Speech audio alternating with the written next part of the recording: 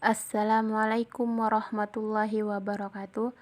Nama saya Nabila Haryati. Saya dari Universitas Muhammadiyah Sumatera Utara, Fakultas Agama Islam, Prodi Pendidikan Agama Islam. Baik, saya di sini akan menjelaskan tentang prinsip-prinsip pembelajaran untuk memenuhi tugas mata kuliah strategi pembelajaran. Dosen pengampu Selamat Pohan, SAG, MA. Sebelumnya, kita harus mengetahui pengertian belajar dan pembelajaran.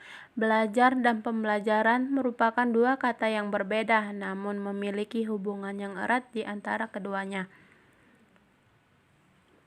Belajar merupakan suatu proses terpadu yang berlangsung di dalam diri seseorang dalam upaya memperoleh pemahaman dan struktur kognitif baru atau untuk mengubah pemahaman dan struktur kognitif lama. Menurut Kimball dan Garmezi, pembelajaran adalah suatu perubahan perilaku yang relatif, tetap, dan merupakan hasil praktik yang diulang-ulang. Pembelajaran memiliki makna bahwa subjek belajar harus dibelajarkan, bukan diajarkan. Subjek belajar yang dimaksud adalah siswa atau disebut juga pembelajaran yang menjadi pusat kegiatan belajar. Siswa sebagai subjek belajar dituntut untuk aktif mencari, menemukan, menganalisis, merumuskan, memecahkan masalah, dan menyimpulkan suatu masalah. Selain itu, Robe Pajung juga berpendapat bahwa pembelajaran adalah pemerolehan suatu mata pelajaran atau pemerolehan suatu keterampilan melalui pelajaran, pengalaman, atau pengajaran. Prinsip pembelajaran itu terdiri dari 7 bagian, yaitu 1. Individualitas. Setiap manusia yang hidup memiliki pribadi atau jiwa sendiri. Kekhususan jiwa itu menyebabkan individu yang satu berbeda dengan individu yang lain. Sejak lahir ke dunia, anak sudah memiliki kesanggupan berpikir, kemauan, perasaan, dan kesanggupan luhur yang dapat menghubungkan manusia dengan Tuhannya, yang biasa disebut dengan cipta, karsa, dan rasa. Kesanggupan ini tidak sama bagi setiap anak. Selanjutnya, dengan adanya pengaruh luar dari keluarga, kesempatan belajar, metode mengajar, dan lingkungan alam sekitar, semakin menambah perbedaan kesanggupan anak tersebut. 2. Lingkungan atau kemasyarakatan. Prinsip lingkungan dalam mengajar sangat menentukan integrasi anak dengan lingkungannya. Apa yang dipelajari tidak terbatas pada apa yang ada dalam buku atau penjelasan guru di dalam lingkungan kelas. Banyak hal yang dapat dipelajari dalam lingkungan anak seperti keadaan alam, cara hidup, peternakan, industri, dan pasar. 3. Minat. Minat artinya kecenderungan. Jiwa yang tetap kepada sesuatu hal yang berharga bagi seseorang. Sesuatu yang berharga bagi seseorang berarti sesuai dengan kebutuhannya. Minat pada dasarnya adalah penerimaan akan suatu hubungan antar diri sendiri dengan sesuatu di luar diri.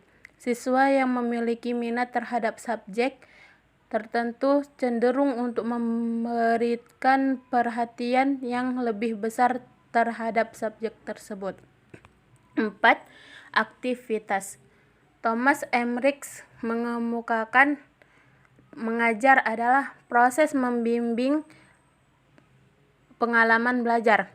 Pengalaman itu sendiri hanya mungkin diperoleh jika anak didik itu dengan keaktifan sendiri bereaksi terhadap lingkungannya. Guru hanya dapat membantu anak didik belajar. Dengan demikian, belajar yang berhasil mesti melalui berbagai aktivitas baik fisik maupun psikis. 5. Motivasi. Motivasi berasal dari kata motif, artinya kecenderungan, hati yang mendorong seseorang untuk melakukan suatu tindakan. Motif pada dasarnya berkaitan dengan kebutuhan hidup seseorang berupa biologis dan psikologis. Semakin terang kebutuhan manusia yang diinginkan, maka semakin jelas pula motif yang melatar belakanginya. 6. Peragaan.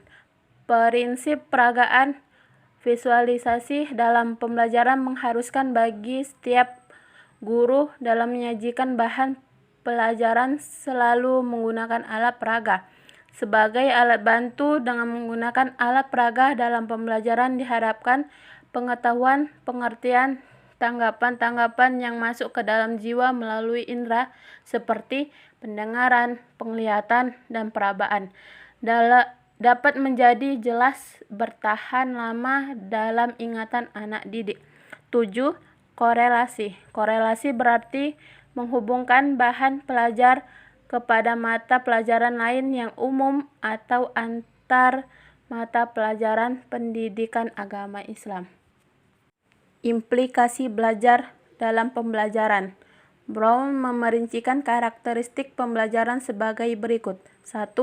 Belajar adalah menguasai atau memperoleh.